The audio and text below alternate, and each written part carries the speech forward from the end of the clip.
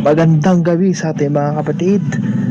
Ito, makaganapan ngayong linggong ito ang ating naganap na feeding feeding the hungry children for 181 ng Jesyang Pangarap Church.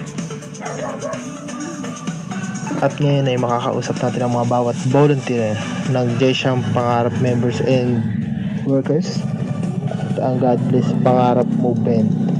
Sila ay taus-pusong nagbo-volunteer para sa ating feeding na ginaganap ngayon. At para sa ating mga masisipag nating mga volunteer, yan, ito na po sila. Ating pakinggan ang kanilang mga experience at ang kanilang mga gustong sabihin. Atin ng panoorin. Magandang umaga po sa inyong lahat. Muli pong nagbabalik ang inyong lingkod, Joy at Chico. At kung mapapansin niyo po, narito po ako sa loob ng aming simbahan at matutunghayan po natin ang ating ginagawang programa ng Jesha Ministry, which is ang Feed the Hungry Children of Barangay 181. Ngayon po ay interview natin ang isa sa mga, syempre, kasapi at kabahagi po ng programang ito at makikita po natin kung anong ginagawa nila. Unahin po natin, syempre, yung mga nagre-repack po ng ating ipapakain sa mga bata. Tara po! Ay, magandang umaga po. At ito po sa ating isang pastora, Beth, naka-assign po sa ating repacking. So ano po ang pakiramdam niyo habang nagbabalot po kayo ng ipapakain po natin sa mga bata? Siyempre po masaya at saka na-enjoy po namin yung pagbabalot kahit mainit. Yan. Pero okay lang. Tsaka habang re-repack kami, pinag-pray po namin yung mga food para yung ay maging malusog at mabusog sila. Yun, nakita naman natin, di ba, umuusok-usok pa. Kaya nga. Mainit sa kamay yan, mga kapatid. Pero nakita natin yung paglilingkod nila, di ba? Wala, di ba? Nakita niyo po, mga manhid na po ang mga kamay nila. Sa pagbabalot ng ating mainit na lugar. Ayan, so para po sa inyo, ano po pakiramdam na bilang kabahagi po ng feeding program na ito? Siyempre masaya rin po na maging kabahagi ng feeding program na ito. Bukod sa nakakatulong tayo sa komunidad, ay alam natin na papasaya natin at papangiti si Lord sa ginagawa po natin. Ayun, maraming salamat po sa inyo. Ayan, sige po, pagpatuloy niyo po ang inyong ginagawa. Maraming salamat po. Ayan, at ngayon naman po ay makausap natin syempre yung ating finance head ng Jesha Ministry at tatanong natin siya ano bang preparation nila sa pamamagitan sa mga budget syempre. So ngayon po, puntahan po natin ating finance head. Ayan, so ito po ang ating finance head, ating Virgie Gila. So hello po, magandang umaga po sa inyo. May tatanong lang po ako sa inyo.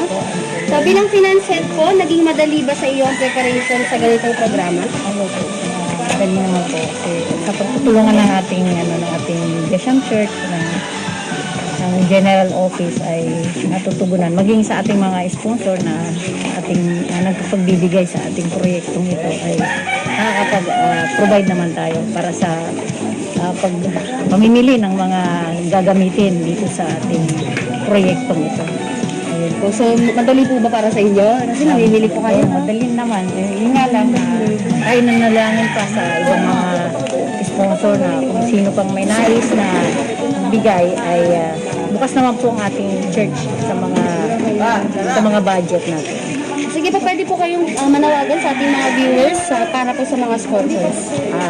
Magandang umaga po. Para sa nais kong bigay ng tulong o sa ating mga sponsors para sa ating proyektong ito ay narito po ang mga numbers na sa ilalim nitong screen po natin at kung may gusto rin na mag-direct po sa akin ay makikita nyo rin po ang number na nandyan po sa ating harapan ng ating screen. Ayun po. So maraming salamat po. And ano po ba ang masasabi niyo sa programang ito? Ano po yung pakiramdam niyo sa paglilingkod sa Panginoon sa pamamagitan po ng programang ito? Masaya naman ako kasi na-provide naman natin yung lalo tigit pangangailangan ng proyektong ito na sabi nga feed the hungry child na kung saan ay marami sa atin na mga bata na nagugutom kaya masaya na makapaglingkod lalo tigit sa kanila. Yan, so ating pong na-interview ang ating finance officer, si Ate Virgie Gila. So kung narinig niyo po ang kanyang sinabi ay makikita na hindi naman sila nahirapan sa pag-prepare po dito sa ating feeding program. Bagamat syempre malaking budget po yung gagamitin para sa feeding program na ito ay makita natin na yung kabutihan ng Panginoon, diba, sa pamamagitan ng pagbabudget nila. So, patuloy natin syempre supportahan. At kung narinig niyo po kanina sa mga nais po mag-sponsor, ay andyan po sa baba po ng ating screen ang account number po ng Jesham at ang contact number po ng ating finance officer. So, sa lahat po ng mga may puso sa pagbibigay, ay welcome na welcome po kayo sa Jesham Ministry. So ngayon po, interview naman natin, syempre, yung isa sa mga tagapagluto natin ng ating ipapakain sa mga bata. So, syempre, sila rin yung mga isa sa mga malaki rin yung parte dito sa ating feeding program dahil sila po yung nagluluto na ipapakain po natin. So, tara po, interviewin po natin sila. So, nandito po si Ate Maricel Lota, isa po sa mga tagapagluto natin. So, hello po sa inyo, magandang umaga po. Magandang umaga po. Ayan, so, magtatanong lang po ako sa inyo tungkol po dito sa ating feeding program. So, alam ko po na mainit at mahirap po ang pagluluto niyo sa ganitong paraan. Siyempre, kahoy lang, di ba? Pero ano po ang nagbibigay sa inyo ng lakas upang magpatuloy po kayo? Iniisip lang po namin yung para sa mga bata makatulong tayo sa komunidad natin. Para na kahit pa paano po mabigyan, ma-inggisan yung lutom ng mga bata sa ating barangay. Ayun, so napakagandang ano yan, di ba? Napakagandang motivasyon yun para magpatuloy kahit na nasa harapan sila ng mainit na ano na to, di ba? Nalutuan. So para po sa inyo, ano po ang pakiramdam na maging kabahagi po ng feeding program po ng Jesham Ministry? Masarap sa pakiramdam. Ayan, tipid po siya sumagot. Okay, so dahil siyempre nagmamadali siya magluto at marami pa tayong ipapakain. Pero yun, maraming salamat po sa inyong oras at patuloy po kayo pagpalain ng Panginoon sa inyong pagluluto. So, maraming salamat po. Salamat din. Ayan, so di ba, kung mapapansin natin, tipid siya sumagot. Pero nakakatuwa po sila kasi maagang-maaga pa lang po ay naririto sila. Alas 4 pa lang po ng madaling araw ay syempre nagpe-prepare na po sila ng kanilang lulutuin, diba? At kung makikita po natin ay syempre sila yung isa sa mga mahalagang mga tao, diba? Kung walang tagapagluto ay wala rin pong ipapakain, diba? So ayun po. At ngayon naman po ay ating interviewin din syempre ang president po ng God Bless Pangarap Movement na syempre makakausap din natin na kakatuwang po natin sila sa proyekto pong ito ng Jesham Ministry. Ayan po, magandang umaga po, Kuya Rene. Ayan, si Rene Sonsolis po, ang president po ng God Bless Pangarap Movement na katuwang po ng Jesham Ministry sa mga proyekto pong ganito. So, magtatanong lang po ako sa inyo. Ayan po, kamusta naman po ang inyong pakikibahagi sa programang ito? Good morning. Wow, masarap, pagod, may kasamang puyat. Pero ang sarap sa feeling na nakakatulong pala, lalo pa sa mga bata. Masaya sila pag nakakatanggap ng konting tulong at nalugaw lang. Ito ko na lang babatiin. Pero ibang feeling pag nakakatulong ka pala. Masarap yung ikaw ang nagbibigay kaysa ikaw ang tumatanggap. Ayan, so napakaganda nun, diba? It's blessed to give than to receive. So, para po sa inyo, ano yung pakiramdam na makibahagi po kayo sa ganito program ng Jesham Ministry bilang presidente po ng God Bless Pangarap Movement? Masaya. Tipid din po siya. So, nagmana po talaga yung mga tauhan niya. Tipid din po. Pero siyempre yung masaya na yun ay malaking ano na yun, di ba? Malaking explanation na yun. Hindi nila ma-explain kung gano'n sila kasaya na makibahagi po sa feeding program natin. Salamat po sa inyong President. Salamat din po. God bless po. So, yun po, nakausap po natin ang President po ng God Bless Pangarap Movement. At nakakatuwa, di ba, na merong katuwang ang Jesham Ministry po sa ganitong programa. At nakaka-bless din po ang buhay nila dahil pinapagamit nila syempre sa Panginoon sa pamamagitan po ng ganitong mga programa. At sa iba po mga programa ay nakasama rin po natin sila. At malaking bahagi po talaga ang God Bless Pangarap Movement dahil ang mga puso po nila ay may pusong paglilingkod talaga. Ayan, so ngayon naman po ay interview natin siya.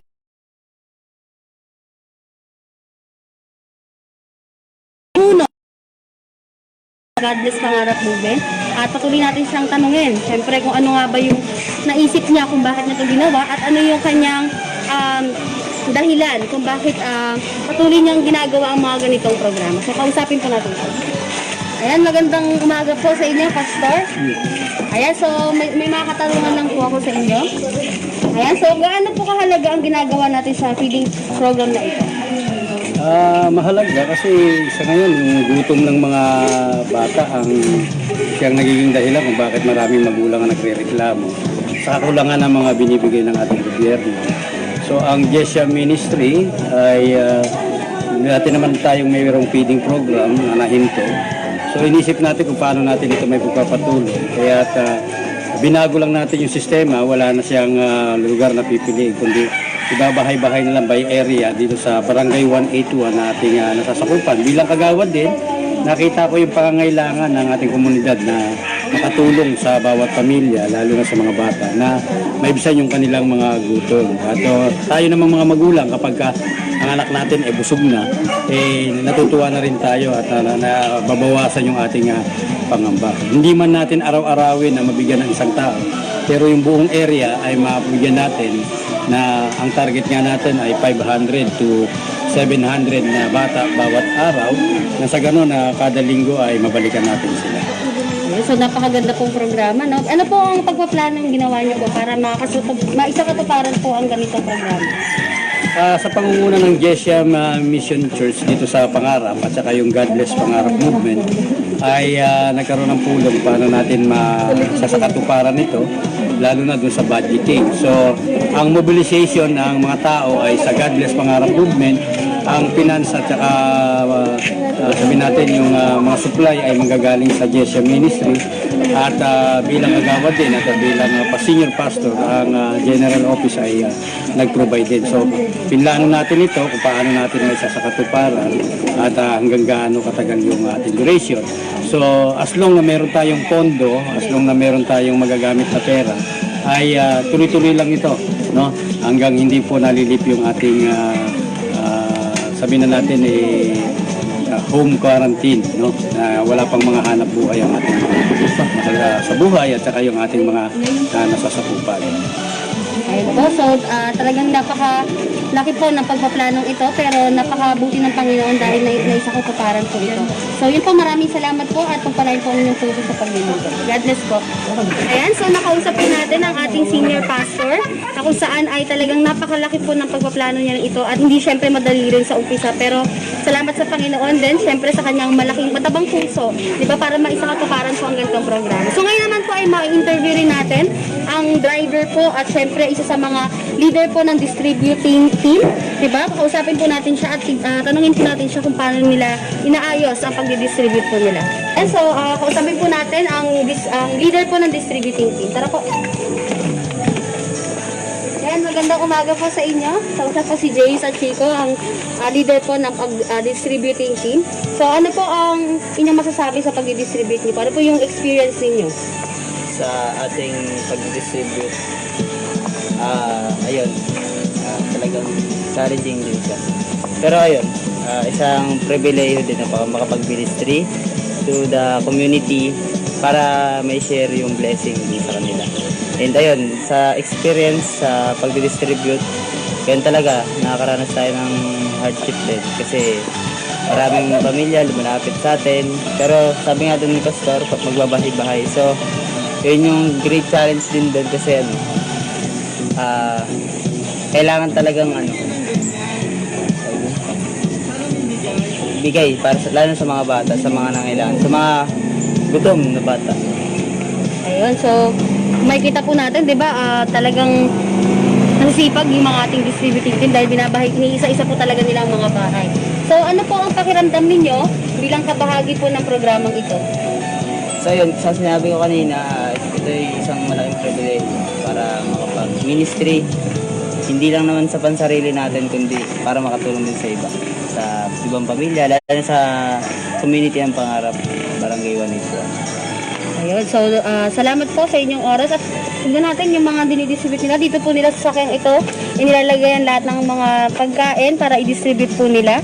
At syempre, nandito rin yung, ayan, makikita niyo po, binubuhat niya po ang mga lugaw.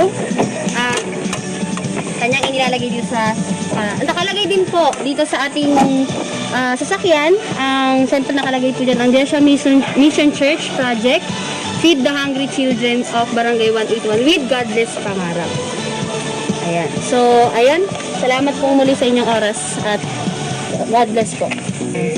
Yan, at ngayon naman po ay ma-interview rin natin syempre ang local pastor po ng Jesiam Ministry at tatanungin din po natin siya sa ilang mga katanungan patungkol po dito sa ating feeding program. Tara po. Ayan, magandang umaga po, Pastora. So, siya po si Pastora Glenda, ang local pastor po ng Jersey Ministry. Magandang umaga naman. Ayan. So, may mga ilang katanungan lang po ako sa inyo patungkol po dito sa ating feeding program.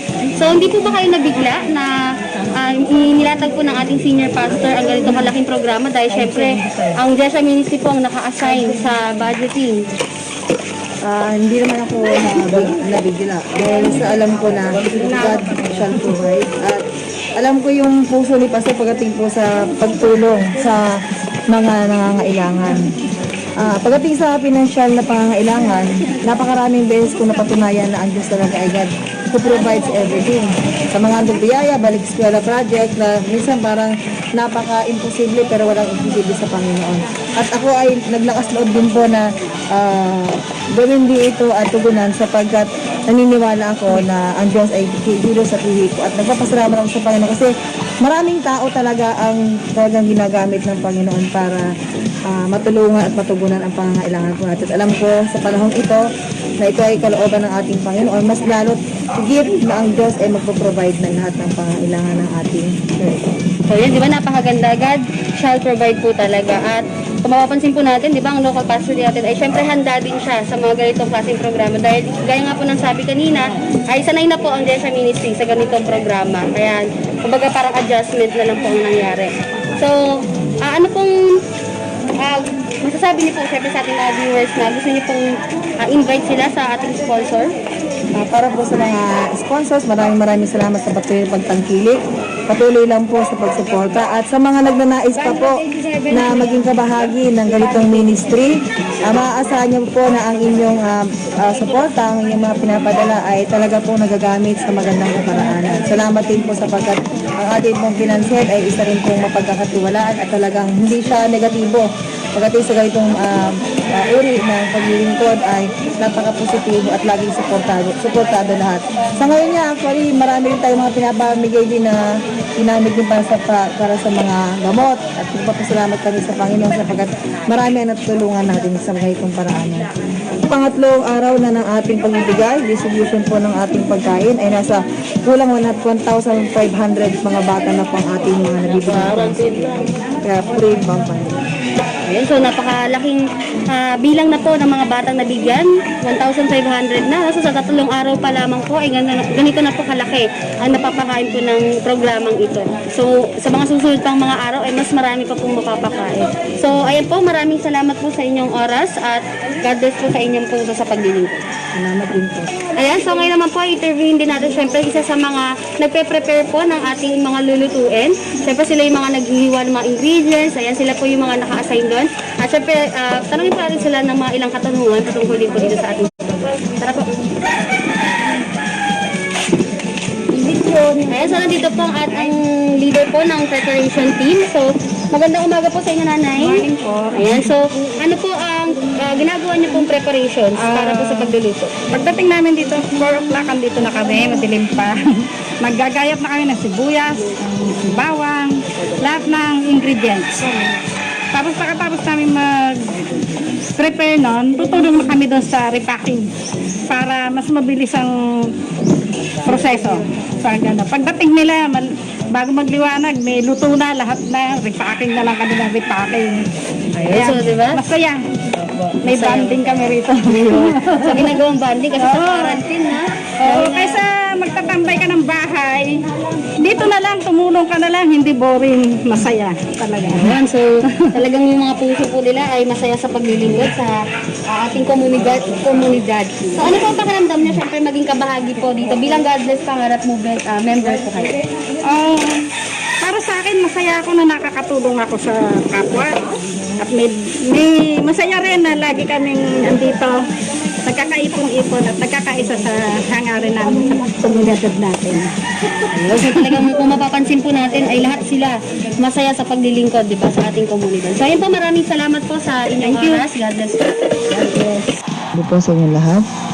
Bilang bahagi po ng lalapit na anniversary ng Diyos Siyang Pangarap Mission Church, sa darating na katapusan ay 26 years na po ang aming church at bilang bahagi at lagi po isinasagawa ay nais po namin ipakita sa inyo ang ilang mga kaganapan sa panahon ngayon na kahit na Under po tayo ng home quarantine COVID virus. Ang Diyos ang pangarap ay patuloy pong naglilingkod. Tulad po ng aming tema last year, serving the community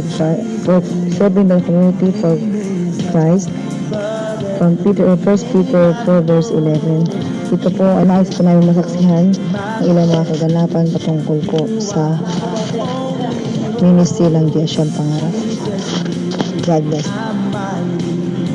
Yan, in-announce ko po ngayon ang ating midweek exhortation ay ililipat na po muna natin next week dahil sa ating mga busy mga pastor po ngayon dahil po sa ating feeding program. Ayan, at huwag nyo na kahit ganun po ang mangyari, huwag po kayong magsasawang manood sa ating Facebook Live at laging abangan ang ating mga bagong updates, announcement at ating mga iba pang live sa susunod na week. Atin po ito abangan lagi at huwag kalimutang mag-share sa atin para may pamahagi natin ang magandang balita sa iba. Thank you and God bless mga kapatid. Good night. At ito po ang buong team ng Feed the Hungry Children of Barangay 181 Project at isa lang ang sigaw naming lahat. Serving the community for Christ. Happy to serve.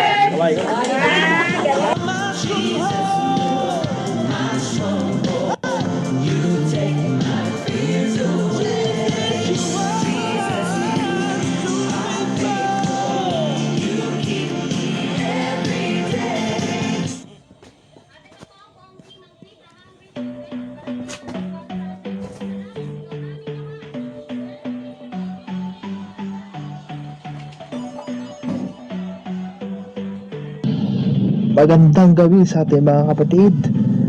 Ito mga kaganapan ngayong linggong ito, ang ating naganap na feeding the hungry children for 181 ng Jesyang Pangarap Church. At ngayon ay makakausap natin ang mga bawat volunteer ng Jesyang Pangarap members and workers at ang God Bless Pangarap Movement. Sila ay taus-pusong nagbo-volunteer para sa ating feeding na ginaganap ngayon. At para sa ating mga masisipag nating mga volunteer, yan, ito na po sila. Ating pakinggan ang kanilang mga experience at ang kanilang mga gustong sabihin. Atin ng panoorin. Magandang umaga po sa inyong lahat. Muli pong nagbabalik ang inyong lingkod, Joy at Chico. At kung mapapansin niyo po, narito po ako sa loob ng aming simbahan at matutunghayan po natin ang ating ginagawang programa ng Jesha Ministry, which is ang Feed the Hungry Children of Barangay 181. Ngayon po ay interview natin ang isa sa mga, syempre, kasapi at kabahagi po ng programang ito at makikita po natin kung anong ginagawa nila. Unahin po natin, syempre, yung mga nagre-repack po ng ating ipapakain sa mga bata. Tara po. Ayun, magandang umaga po. At ito po sa ating isang pastora, Bel, naka-assign po sa ating repacking. So ano po ang pakiramdam niyo habang nagbabalot po kayo ng ipapakain po natin sa mga bata? Siyempre po masaya at saka na-enjoy po namin yung pagbabalot kahit mainit. Yan. Pero okay lang.